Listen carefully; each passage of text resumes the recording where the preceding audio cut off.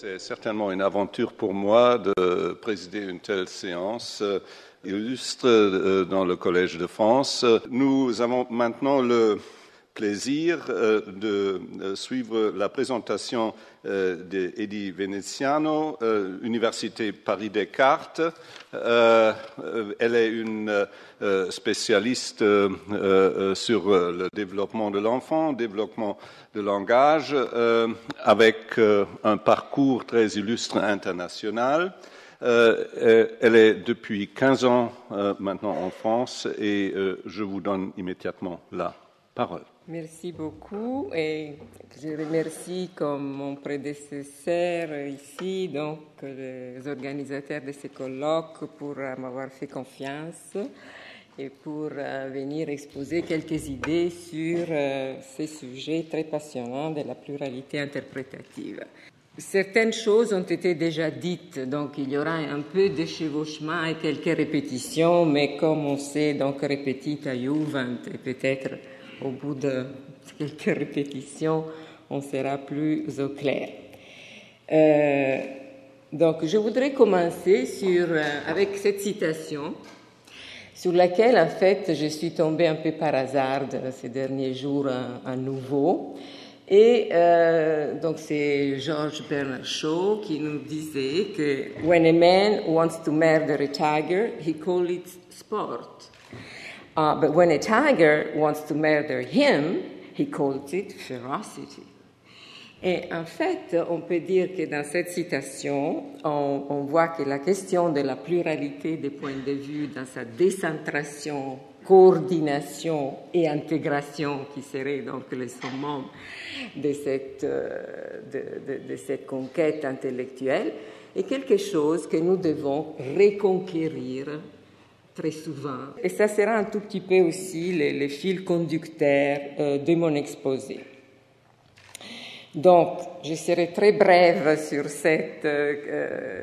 cette notion, mais c'était donc pour la situer chez Jean Piaget qui, en fait, l'a étudié parmi les premiers d'un point de vue empirique. Donc, on a commencé à avoir des données sur cette capacité de l'enfant à se décentrer, à prendre le point de vue de quelqu'un d'autre.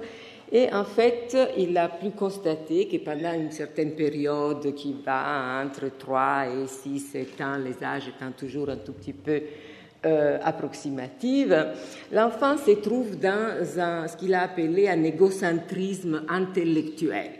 Un égocentrisme intellectuel qui, en fait, se manifeste par une difficulté à prendre en même temps en considération son point de vue et celui de quelqu'un d'autre. Donc ici, c'est la poupée.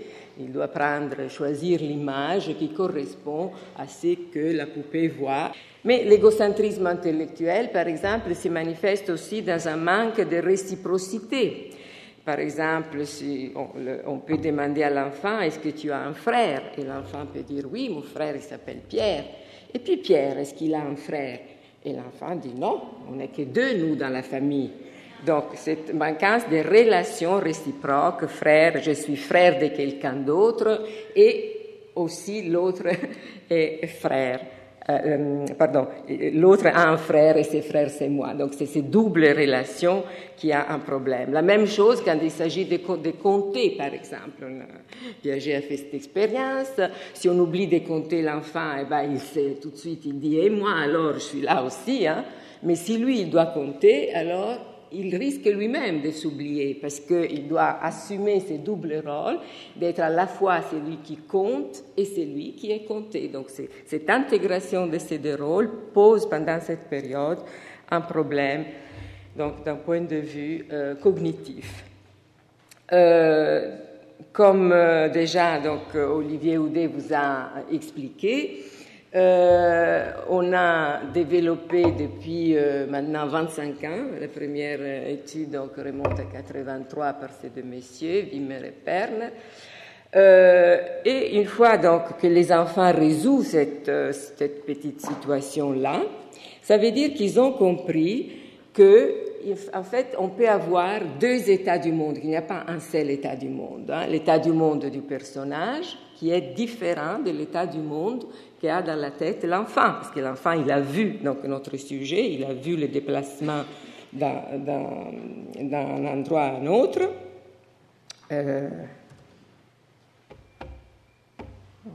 Voilà. Et donc, il fait cette inférence qu'il n'a pas l'information suffisante. Donc, l'état du monde qui est dans la tête du personnage est un état du monde qui est faux, et donc le personnage se trouve dans un état de fausse croyance. Évidemment, c'est des choses qui passent dans le raisonnement et dans sa tête, ne sont pas du tout explicites. Alors, la question sur laquelle je vais me centrer un peu plus, c'est, étant donné donc ces faits empiriques de cet égocentrisme intellectuel, les situations de fausses croyances qui sont résolues quand même un peu plus tôt que certaines tâches plus complexes qui se manifestent dans l'égocentrisme piagétien, qu'est-ce qui se passe avant cette période? Et donc là, je vais répéter quand même quelques faits qui ont été déjà introduits par Olivier Houdet, mais je vais quand même élaborer un peu plus. Avant cette réussite, mais aussi après cette réussite, parce que le développement ne finit pas à ce moment-là.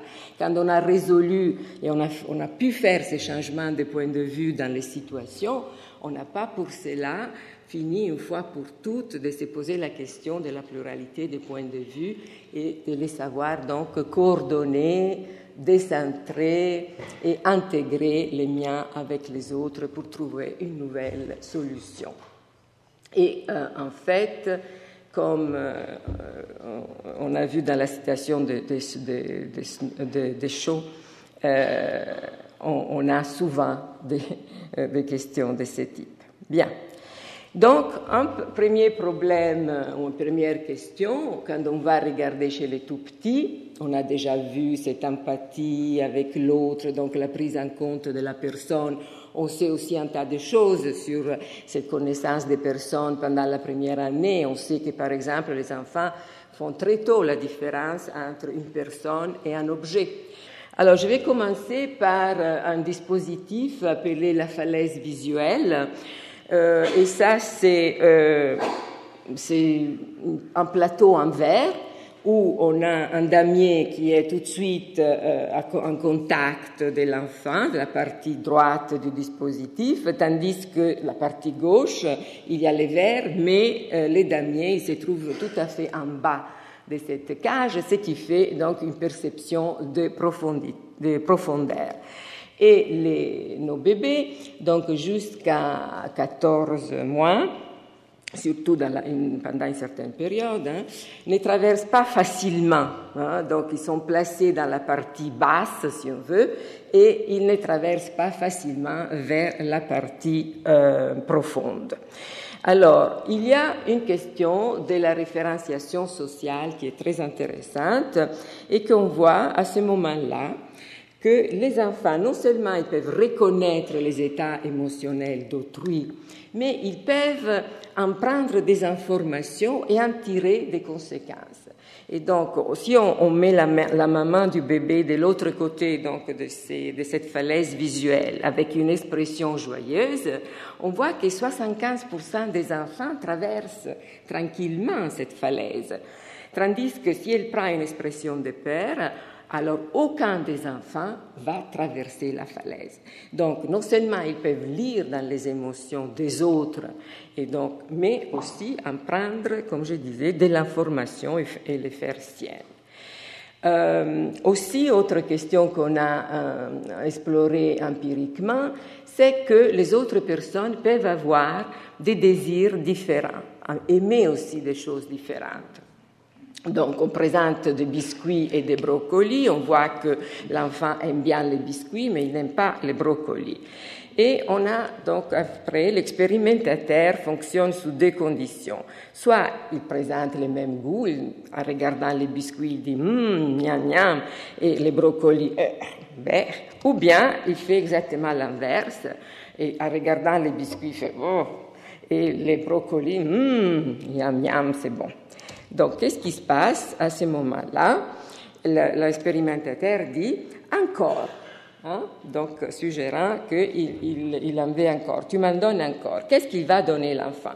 Est-ce qu'il va lui donner les brocolis ou il va lui donner les biscuits? Bien sûr, la question, la situation critique est celle où les goûts sont différents. Et quand il y a donc des goûts qui sont différents, eh ben, jusqu'à 14 mois, il donne à l'expérimentateur ce qu'il lui aime, c'est-à-dire les biscuits. Tandis qu'à 18 mois, il donne à l'expérimentateur ce que l'expérimentateur aime, et donc il lui donne les brocolis. Il fait cette différence. Donc, il y a aussi une prise en compte des intentions d'autrui. Donc, je prends comme exemple cette petite recherche relativement récente où on a travaillé avec un dispositif dans lequel un personnage, enfin une personne, fait semblant, fait un jeu de faire semblant. Non, je vais en parler un tout petit peu vers la fin.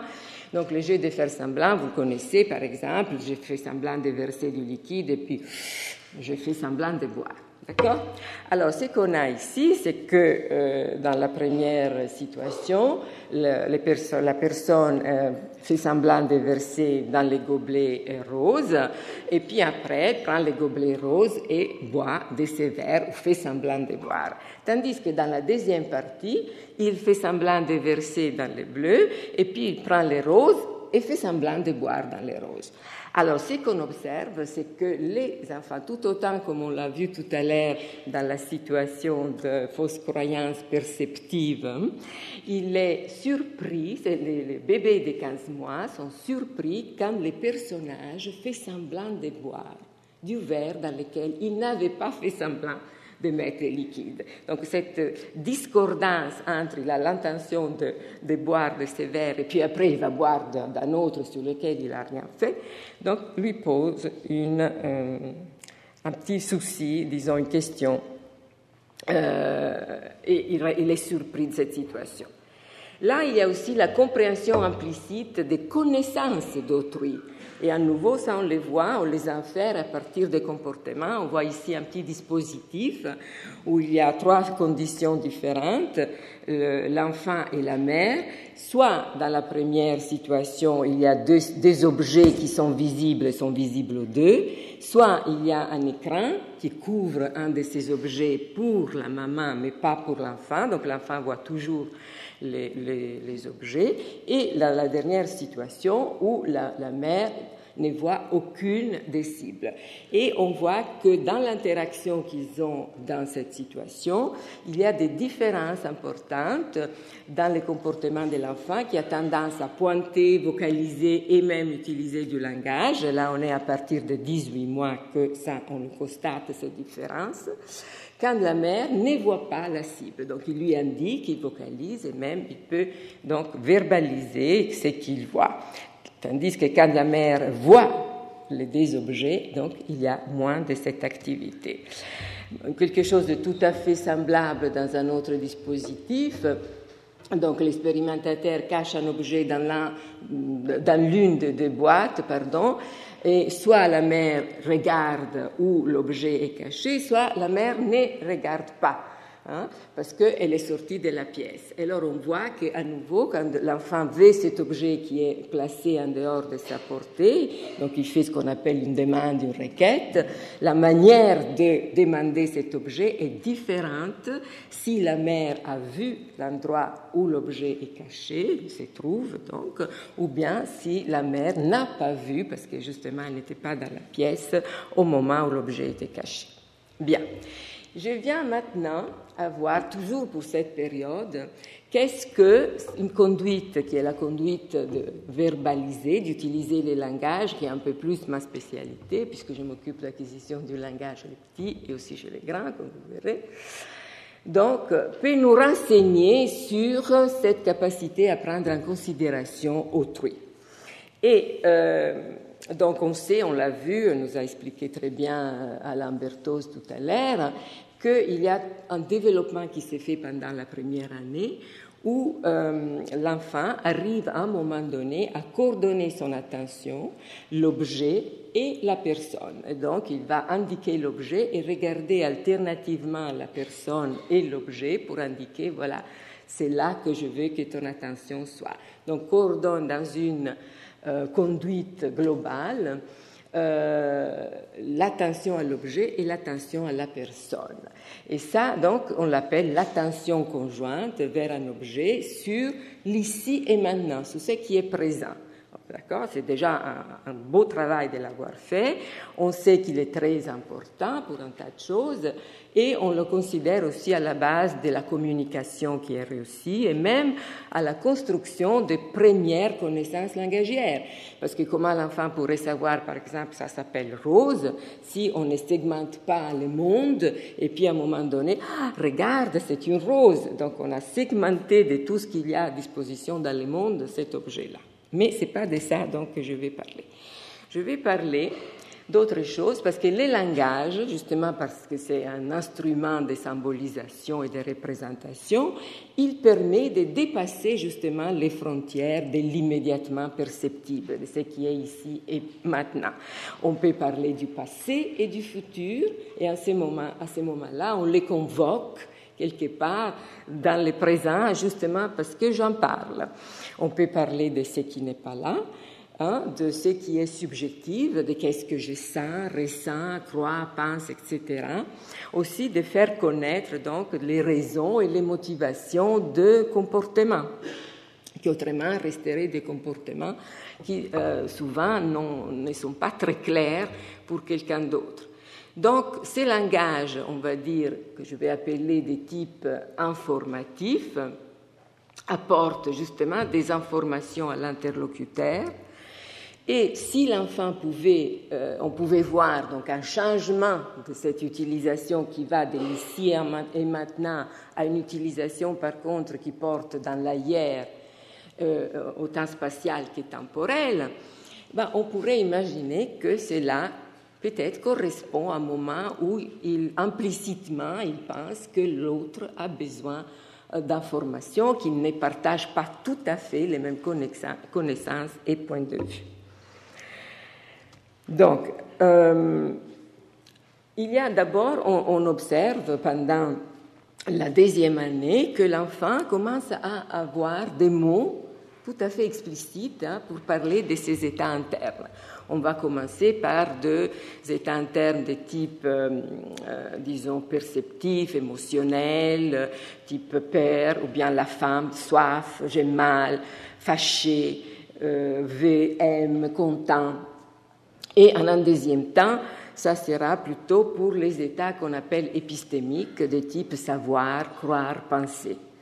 Mais toutefois, en tant que savoir et pensée, ils ne sont pas si tardifs que ça. Ils vont aussi apparaître vers la fin de la deuxième année, début de la troisième. Donc, ça, c'est première chose. Mais il y a aussi, donc, on voit apparaître à un moment donné dans cette deuxième partie de la deuxième année, l'enfant qui parle du passé. Et parfois, comme cet exemple montre, c'est parler du passé peut même se faire pas de façon tout à fait simple et réussie dans la communication, avec une petite panne ici de compréhension. Donc l'enfant dit et signe. Ils sont en train de regarder une image dans le livre et la mère dit il y a un signe. Et l'enfant dit pain. Il n'y a pas de pain sur l'image, et donc il se retourne et regarde la mère. Et la mère ne prend pas ce signal tout de suite, il ne pense pas que l'enfant puisse parler de quelque chose qui n'est pas là. Il dit, oui, il y a un signe, oui, là. Donc il reste dans ce qu'il a dit auparavant. Et l'enfant insiste, pain. Et la mère, pain. Et la mère finalement comprend, elle dit, ah oui, on a été donné du pain au signe, nous, hier. Donc voilà une attention de l'enfant qui ne portait pas sur l'ici et maintenant, mais sur un autre moment et qui voulait partager avec la mère. Il a essayé avec les moyens qu'il a à disposition un peu primitifs. Et dans ces cas, donc, ça donne lieu à un certain échange conversationnel qui prend un petit moment. Autre conduite qu'on observe, c'est l'effet de fournir des justifications pour faire des requêtes. Donc on a vu que la requête, c'est-à-dire demander à quelqu'un de faire quelque chose, est un comportement qu'on voit déjà de manière préverbale. Donc l'enfant, là, le nôtre par exemple, je vous ai montré tout à l'heure, il va faire il regarde la mère, il regarde l'objet, c'est déjà une requête, je ne peux pas les prendre, donc la mère infère que c'est elle qui va prendre l'objet pour l'enfant. Et puis les requêtes prennent de plus en plus donc une forme langagière où l'enfant va nommer par exemple l'objet qu'il veut ou qu'est-ce qu'il faut faire pour l'avoir, ouvrir. Mais à un moment donné, il ne va pas parler de cet élément-là de la situation de requête. Et par exemple, en donnant la boîte à la mère, au lieu de dire ouvre ou maman ou bébé, parce que bébé c'est l'objet qui est dedans, il lui dit à sa mère en donnant cet objet pas, c'est-à-dire je ne peux pas le faire. Il lui ajoute donc une justification pour laquelle je viens vers toi pour essayer de te mettre en mouvement. Donc il lui donne en fait une raison pour cette conduite que autrement la mère pourrait dire, surtout nos mères occidentales, etc., on dit mais essaye, fais-le toi-même. Et donc il y a cette envie des adultes que les enfants réussissent quelque chose, donc ils renvoient la balle, si on veut, à l'enfant. Alors l'enfant, avec cet pas, fait comme une espèce de mouvement, comme on dit, après tu ne pourras pas me renvoyer la balle parce que je ne peux pas le faire, je te l'ai déjà dit. Et aussi, donc, il va, quand on dit non, et comme vous le savez, les noms commencent tôt, mais à un moment donné du développement, il y aura un non qui est auquel on ajoute quelque chose. Qu'est-ce que je vais faire? Qu'est-ce que je vais faire à la place? Donc, quelque chose qui les nuance, c'est non. Parce que, disons, un non est un peu brutal dans l'interaction. Et en ajoutant ce quelque chose, on suppose qu'il prend en considération le fait qu'il faut convaincre les mentales, donc, de son partenaire. Ici, par exemple, il joue à la balle, il lance la balle, et la mère, à un moment donné, dit « Tu les laisses là, maintenant ». Et l'enfant dit « Non, et joue, je joue ». Tu sais que tu ne peux pas jeter les ballons dans la maison, ça c'est une règle de la maison, et la mère donc insiste, il ne faut pas le faire. Et l'enfant ici trouve la solution, il dit « Au foot ». Donc, il les met par terre, il donne un petit coup de pied. Donc là, il trouve un compromis pour résoudre les conflits entre eux.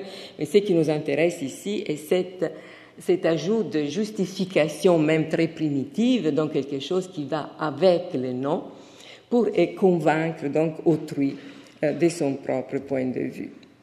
Et quatrième domaine d'utilisation des langages, et le fait que donc l'enfant, quand il joue justement à se faire semblant et construit des significations qui sont tout à fait subjectives, qui sont difficiles à comprendre par quelqu'un d'autre, si c'est quelqu'un d'autre est là, les langages commencent à prendre un rôle important dans la construction et dans le partage de ces significations.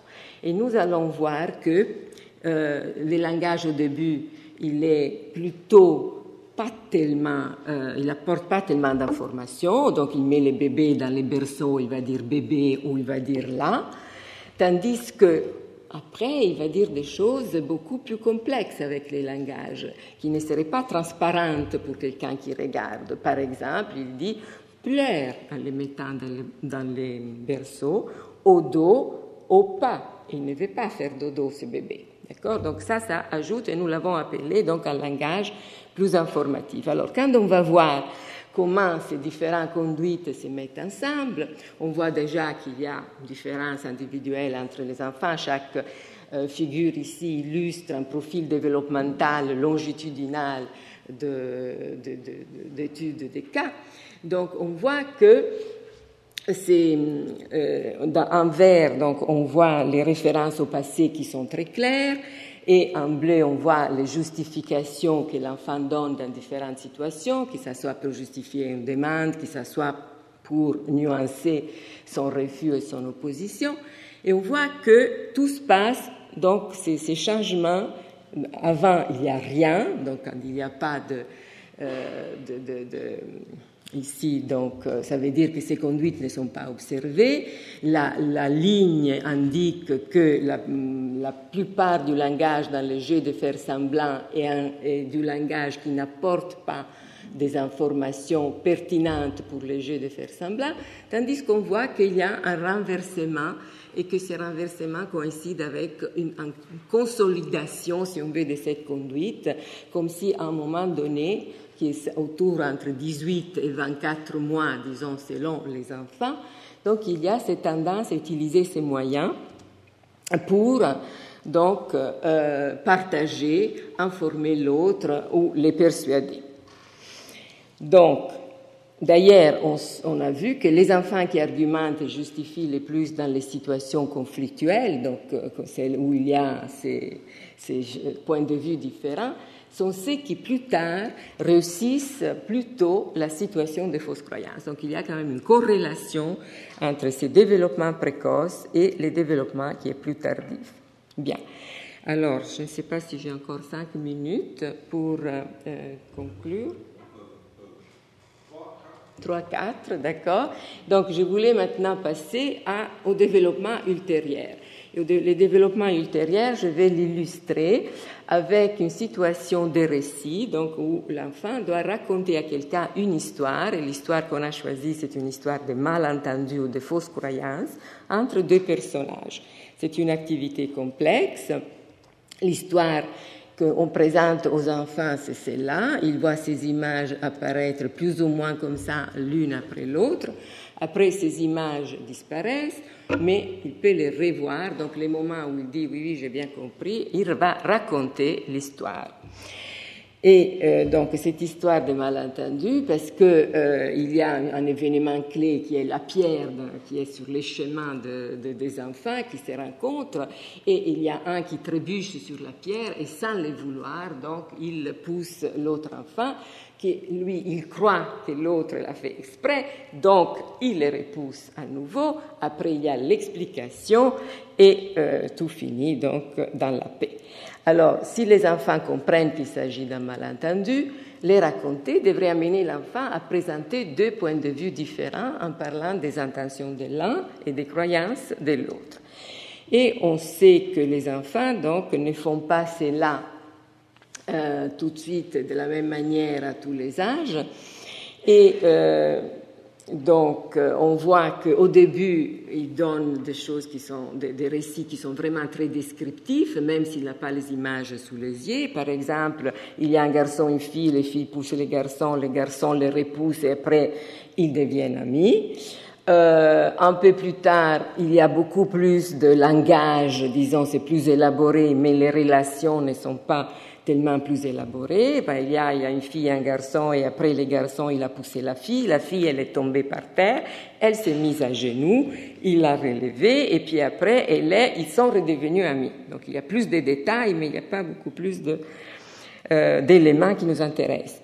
Tandis que là, un récit d'un enfant de 8 ans, c'est deux amis qui se disent bonjour, il y en a un qui ne voit pas une pierre et qui tombe et qui pousse sans faire exprès son ami. Après, l'autre garçon, il les pousse parce qu'il croyait qu'il a fait exprès. Et après, il tombe sur les fesses et après, les garçons, il les reprend pour les remettre debout et après, ils font la paix. Donc, il y a déjà ici beaucoup plus d'éléments qui nous intéressent. Donc, quand on regarde, par exemple, est-ce qu'il parle des états internes, des états physiques, perceptifs, émotions, intentions, ça, ils vont les faire relativement tôt. Donc, à 6-7 ans, on peut avoir des éléments comme ça. Par contre, les éléments épistémiques qu'on a vus déjà dans les premiers développements avant, donc jusqu'à 3 ans, ils sont plus tardifs, de type, il ne savait pas comment il était tombé, il croit qu'il a fait exprès de les pousser, ils sont plus tardifs.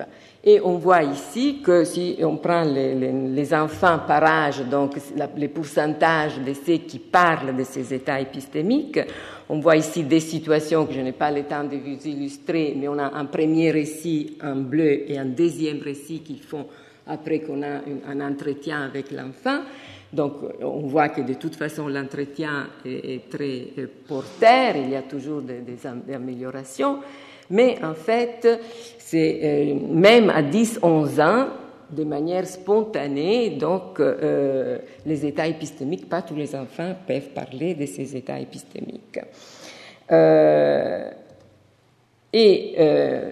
Quand il s'agit donc de regarder ce qu'il parle de la fausse croyance, ou en tout cas il nous permet de l'inférer, donc les faits par exemple, ils disent il a trébuché sur une pierre, donc il y a une cause physique, l'autre croit qu'il a fait exprès, il n'y a pas seulement une croyance, mais étant donné qu'il y a un événement physique et après une croyance qui par contre porte sur l'intentionnalité, ben, on peut inférer qu'il a parlé de cette croyance comme étant fausse.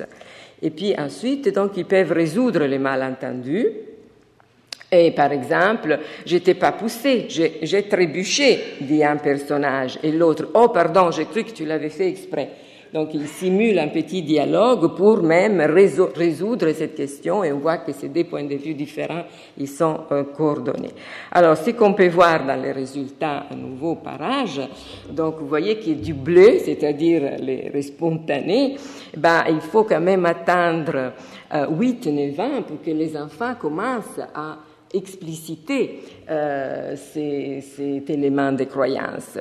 Et ce n'est que donc après des questions avec l'expérimentateur qu'on commence à voir un début de ça. Ça veut dire qu'il est latent, mais pour certains enfants n'apparaît du tout. Voilà. Donc, pour conclure, ces décalages nous amènent à dire qu'on a toujours à travailler ces questions, qu'il y a quand même ici différents niveaux de fonctionnement. C'est un premier élément, une première dimension d'un savoir-faire et des connaissances très implicites qui va vers des connaissances qui sont de plus en plus explicites. Mais il y a aussi la question de différentes capacités qui sont mises en jeu, de quel type de compétences on sollicite, la perception, donc juste une intuition, ou bien une vraie compréhension, la production elle-même, qui peut être plus ou moins complexe, un comportement simple, un comportement langagier qui demande quand même des intégrations à différents niveaux, et évidemment la complexité de l'activité et la charge émotionnelle qu'on peut avoir aussi quand on réfléchit à quelque chose, comme par exemple la chasse au tigre. Voilà.